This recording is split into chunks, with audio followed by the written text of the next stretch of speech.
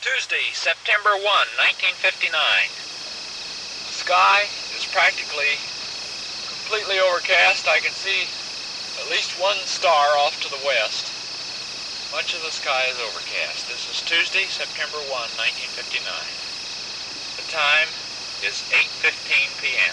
8:15 p.m. Central Standard Time. This recording that you were listening to is 66 years old, and it was the first of its kind, ever. After that initial bit of introduction, you are now listening to the sound of birds migrating through the inky darkness of night. If you tried the same thing today, you might use a small handheld microphone.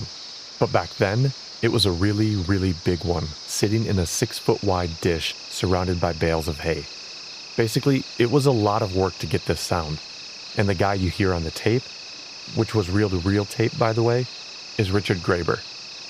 In 1957, he and Bill Cochran became the first people to record these nocturnal flight calls.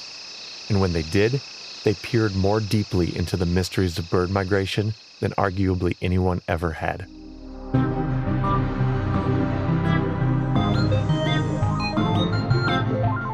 I'm Jacob Job, and you're listening to Scientific American's Science Quickly.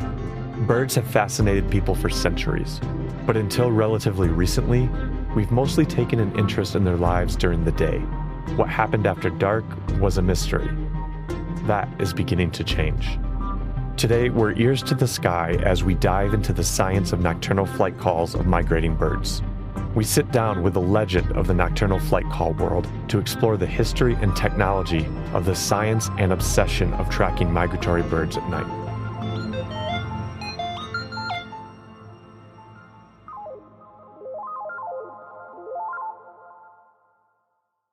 I'm sort of a bird watcher that got out of control. This is Bill Evans. He is a legend in the nocturnal flight call community. Think Mickey Mantle and baseball level legend. He can reasonably take credit for a lot of what we know today about nocturnal flight calls. We first heard from Bill in the first episode of this 5-part fascination. And it all sort of came together when one night at this campsite, about 30 miles east of Minneapolis, St. Paul, I heard a large night migration of birds going over, all sorts of calls. I was up on a bluff, and I had a really good window to hear this phenomenon with my ears. But getting to that place turned out to be as complicated as the migrations of birds themselves. Bill grew up in a family that moved from place to place around the country, including Maryland, South Carolina, Florida, Ohio, and eventually California. When he was 12, the family yet again packed up and settled down in Minnesota. One day, while playing with the kids in his new neighborhood, a chance encounter shaped his life. And a wave of warblers came through, and I didn't need binoculars. I was so close to them, like a foot or two away. There's Blackburnian warbler, American red-starred and black-throated green, and I hadn't seen these multicolored gems before. That's all what I always think of as my the beginning of my bird watching. Even though I'd grown up, learning some stuff from my father, that's when the interest really became instilled in me. A seed, seemingly dropped from the sky, landed on his head, and there it lay, waiting for the right time to germinate and grow into its final form. When he got to the University of Minnesota in the early 1980s, fueled by tuition costs less than $2,000, Bill dove into courses in history, physics, literature, and biology. He was interested in everything, but he still didn't know what he was going to do for a living. He also couldn't stop thinking about birds. The seed was growing.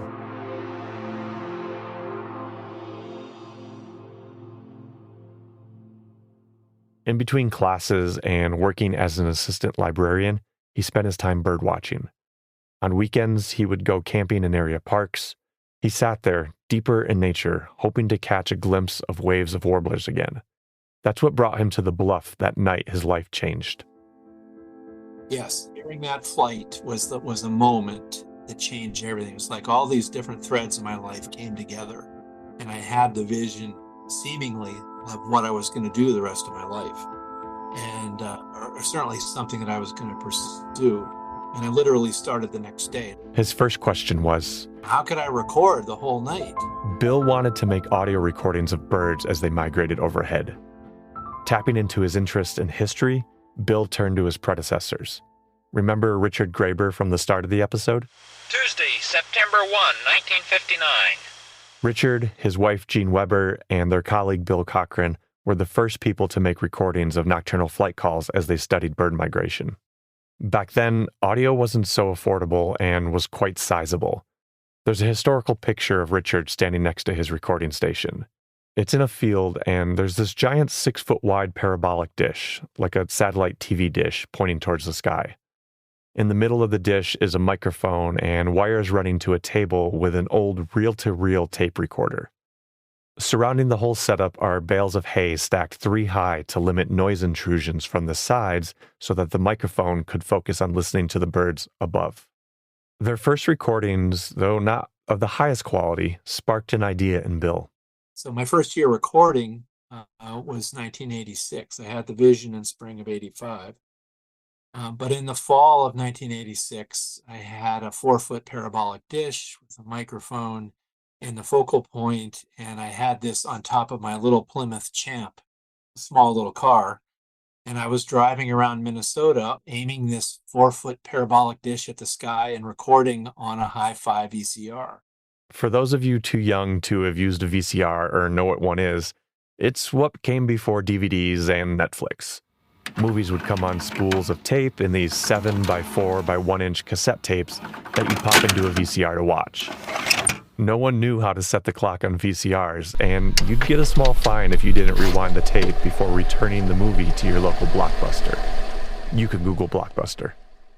But VCRs also let you record your own content on blank tapes, and Bill took advantage of this. You could put it in the slow play mode, and you could actually make an audio recording for 8 or 9 hours. And that was the cheapest way to record the whole night back in those days. So there was a lot of recording on VCRs for the next, 15 years, really. With this new recording setup in hand, Bill was off and running.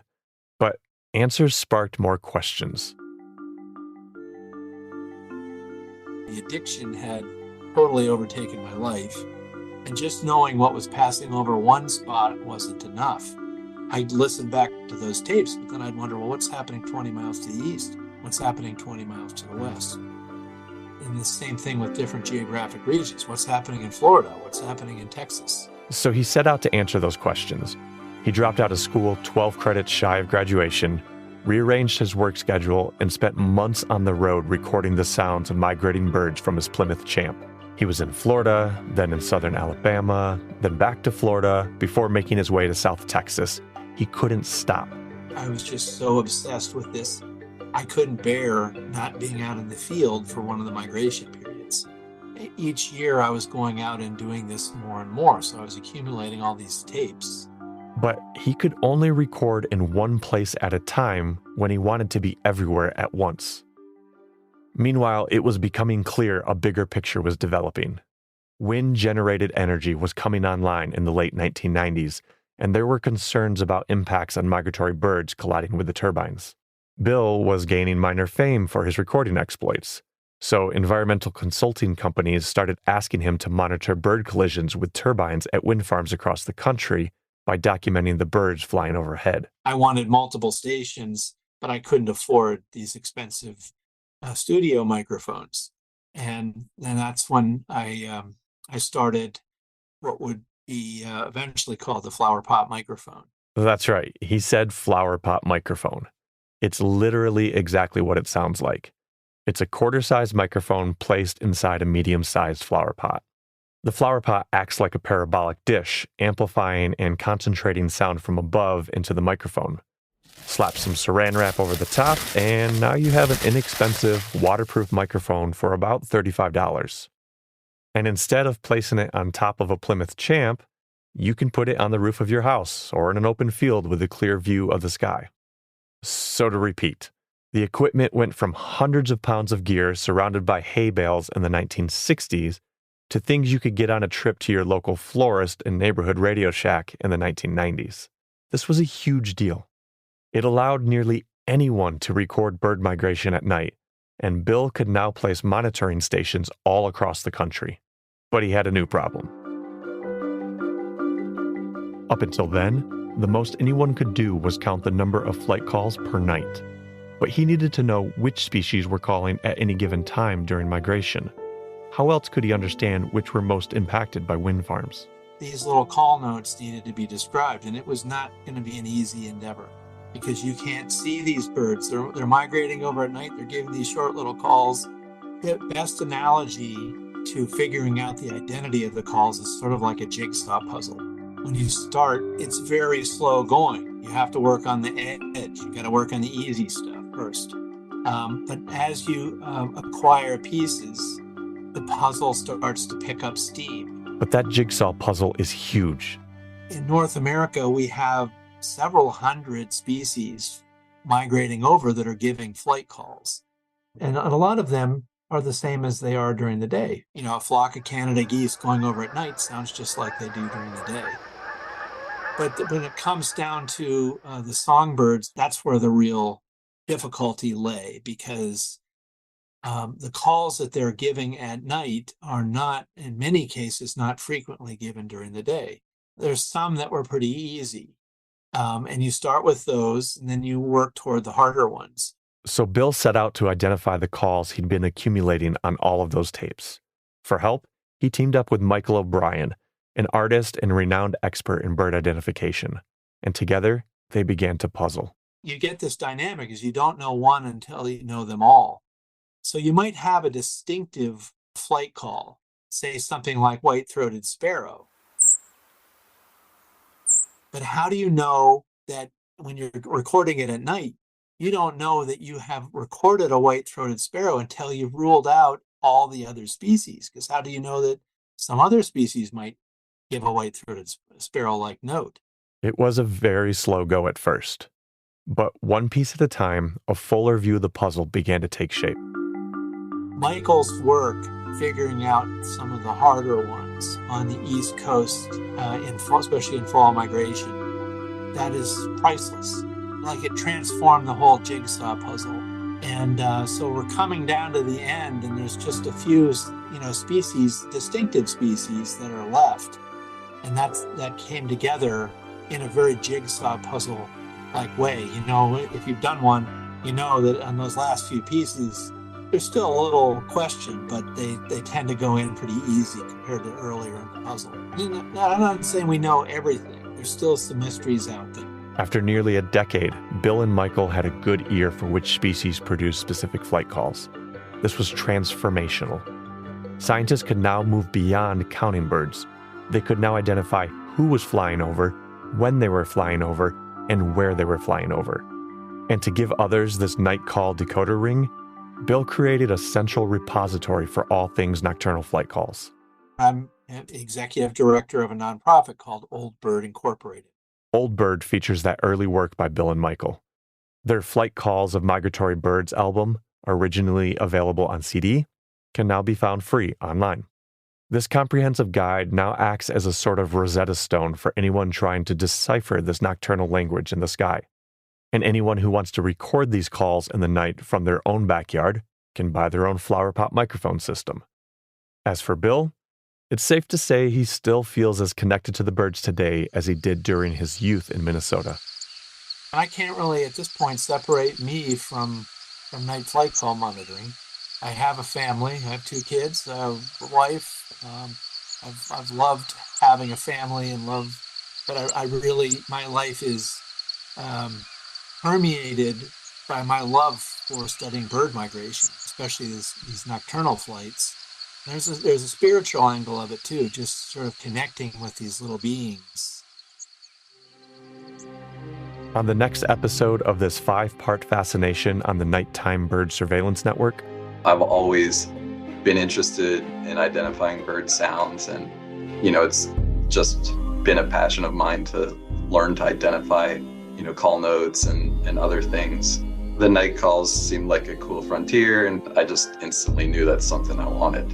we look at how people across the world have taken advantage of Bill's bird call Rosetta Stone and are now part of a network of at-home scientists working to further reveal the mysteries of nocturnal migration. Full disclosure, I'm one of them. Science Quickly is produced by Jeff Delvicio, Talika Bose, and Kelso Harper. Our theme music was composed by Dominic Smith. Don't forget to subscribe to Science Quickly, and for more in-depth science news, visit scientificamerican.com. For Scientific American's Science Quickly, I'm Jacob Job.